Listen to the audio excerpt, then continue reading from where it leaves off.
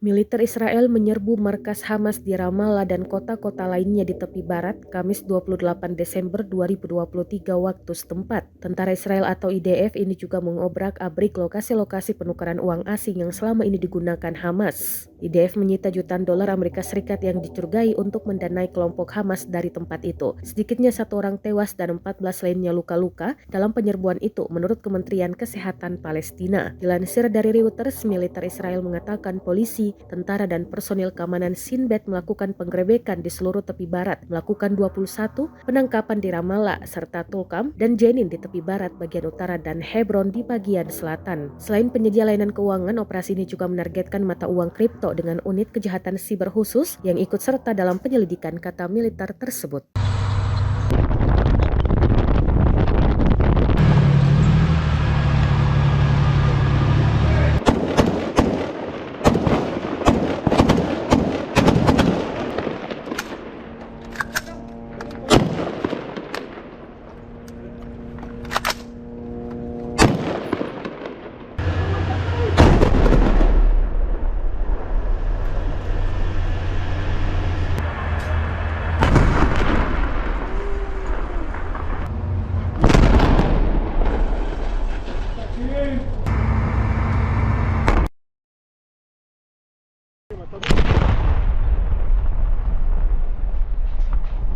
Download Tribun X sekarang, menghadirkan lokal menjadi Indonesia.